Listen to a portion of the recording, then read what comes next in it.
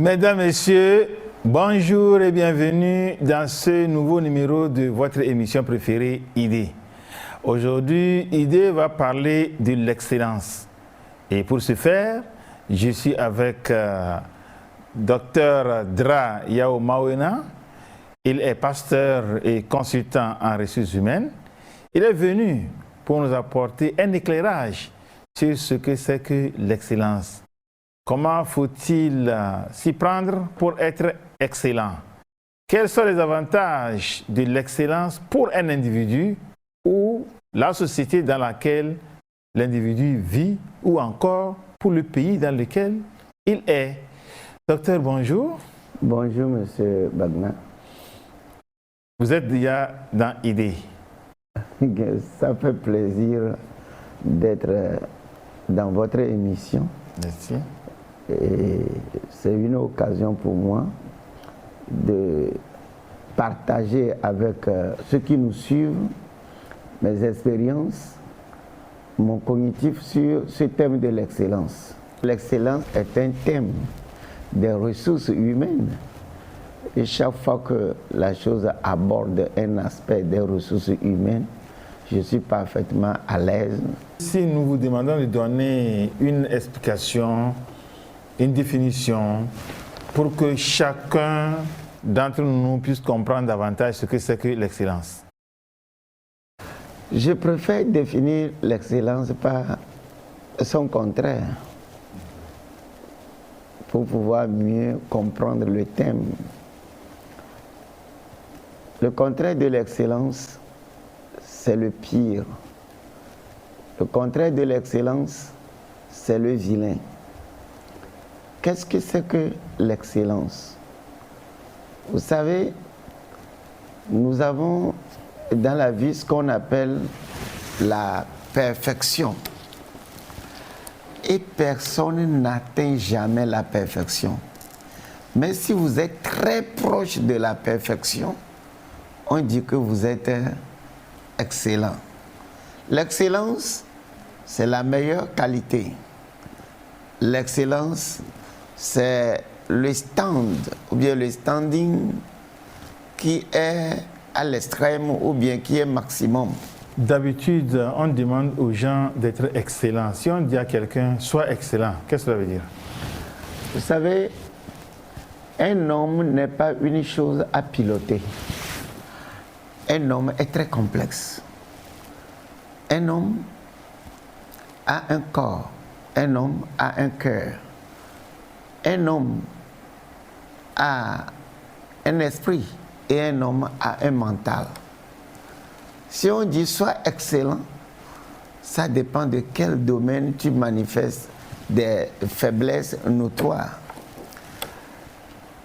Si dans le corps, tu n'entretiens pas bien ta santé, tu n'as pas une bonne présentation extérieure, par exemple dans ton habillement. 3, dans ton éloquence.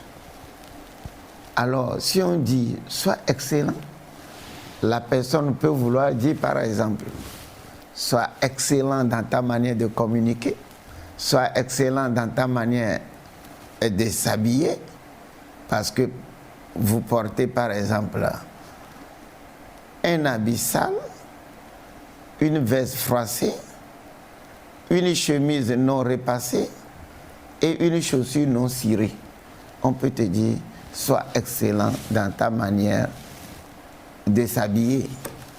Et de la même manière, quand vous prenez le cœur qui développe l'empathie et l'apathie, la relation avec les autres, je t'aime, je ne t'aime pas et autres, certaines personnes sont très faibles dans les relations avec les autres. Il n'aime personne. Il est grossier envers les gens. On peut dire, sois excellent dans ta manière de communiquer, dans ta manière de te comporter avec les gens. Va vers l'excellence. Alors, il y a des gens qui sont très faibles, par exemple, en communication. Ils ne s'expriment pas bien ce qu'il a, il ne peut pas bien donner cela, ou bien ne peut pas bien rendre cela. Alors on dit qu'il est mauvais ou bien pire en communication. Mais s'il est très bon, il le fait mieux que tout le monde, on dit que cette personne-là est excellente en matière de communication. Quelqu'un peut être excellent en enseignant, c'est-à-dire il sait comment rendre. Il y a des gens qui connaissent, mais qui ne peuvent pas rendre. Alors, on dira que quoi? Il n'est pas bon en enseignement, ainsi de suite. Et puis, avant la dernière position, nous avons aussi notre esprit. Est-ce que ta relation avec ton Dieu, ton Créateur, est une relation excellente? Dans tous ces domaines-là, quand vous l'explorez, vous allez voir que quoi? Un homme est très complexe. Et pour finir, le mental. Notre comportement dans la vie. Comment nous faisons les choses. Ce que nous créons. Il faut d'abord avoir une vision. Et la vision vient du mental. Alors quand vous voyez le comportement d'un individu, c'est dû à une prédisposition mentale. Alors si la personne ne réfléchit pas bien, n'a pas une bonne vision, ça se reflète dans ce qu'il produit extérieurement. Donc quand vous voyez l'attitude de quelqu'un, quand vous voyez la création de quelqu'un ou bien le produit de la mentalité de quelqu'un, par exemple, un produit qui est sorti des mains de quelqu'un comme fruit de son intelligence, si c'est de qualité, on dit que c'est bon. Si c'est de meilleure qualité, on dit que c'est excellent. Alors, moi je dis d'entrée de jeu que le monde ou bien le marché d'aujourd'hui est saturé. On se contente de produire le bien, le bien, le bien. Demain, nous serons obligés de quitter le marché parce que le marché de demain est un marché compétitif où seuls les excellents pourront réussir. Voilà.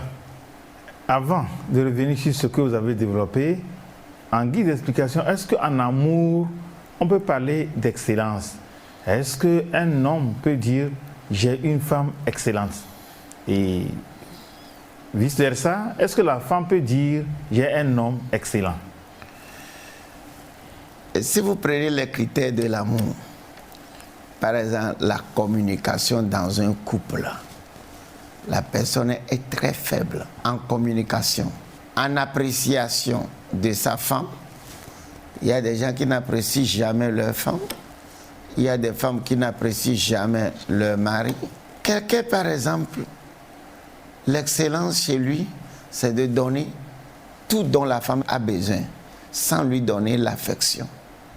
Or, très souvent, les femmes sont dans un couple à cause de trois choses: l'affection, l'intimité et la tendresse. Alors, si vous leur donnez tous les biens, mais il n'y a pas l'intimité, la tendresse et l'affection, cette femme-là ne peut pas être épanouie. Mais vous voyez ce qui se passe la plupart du temps.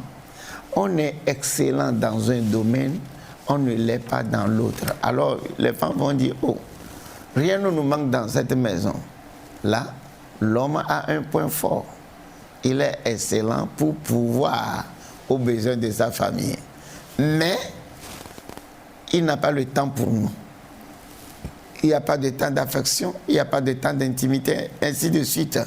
Donc, quand vous étudiez la vie d'un individu, il y a des points d'excellence et il y a des points de faiblesse. Pourquoi pensez-vous qu'une personne doit être excellente dans la vie? Le marché de demain est un marché compétitif.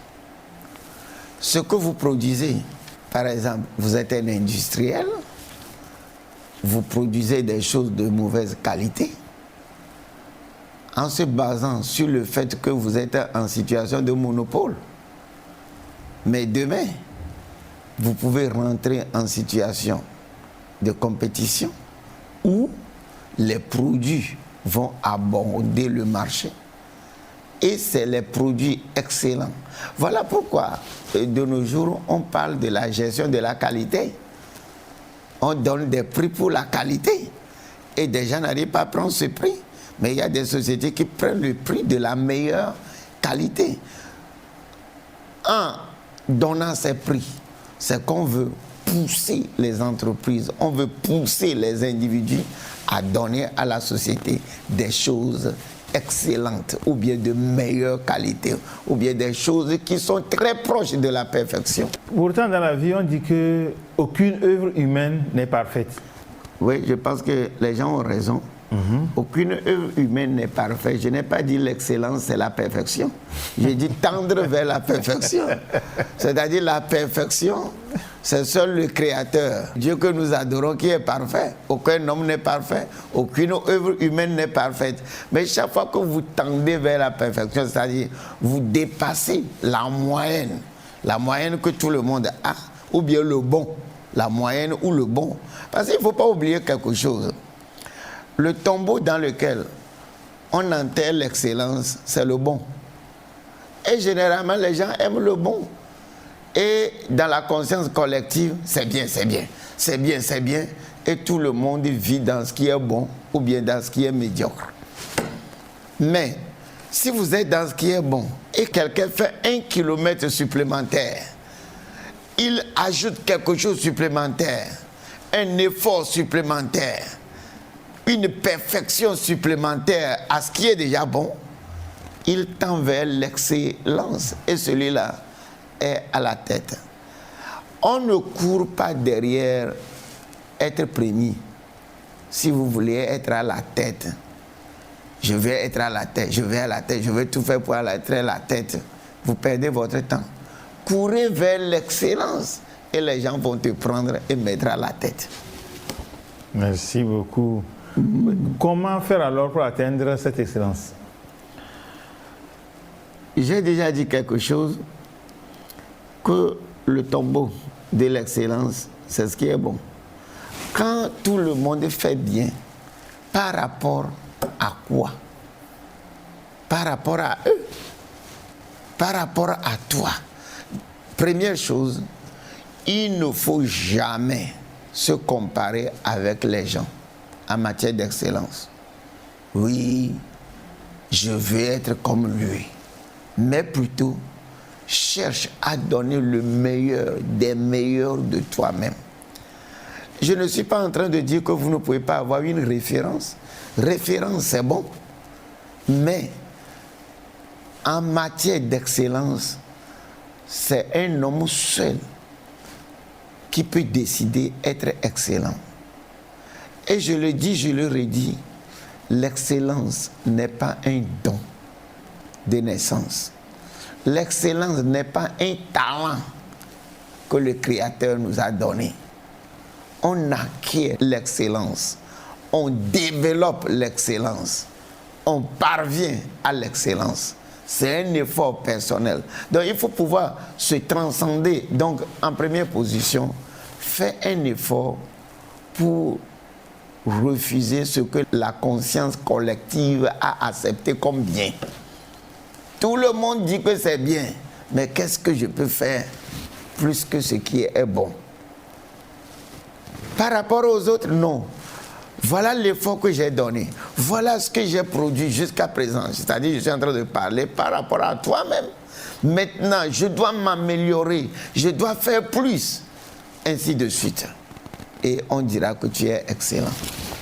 Est-ce que l'excellence est réservée à une catégorie de profil, de personnes? Non, non. Très souvent, les gens comparent l'excellence avec la richesse matérielle. Voyez, dans l'histoire de l'humanité, il y a au total, je pense, 5 ères. L'ère de la cueillette et de la chasse, après l'ère de l'agriculture, après nous avons l'ère de l'industriel, après nous avons l'ère de l'information, et aujourd'hui nous avons l'ère de la sagesse et du numérique. Voilà les différentes ères. Est-ce que ce qui est excellent à l'ère de la chasse est encore excellent aujourd'hui. Vous prenez par exemple un monsieur qui a une lance ou une flèche très pointue à l'ère de la chasse. Tout le monde admire sa lance.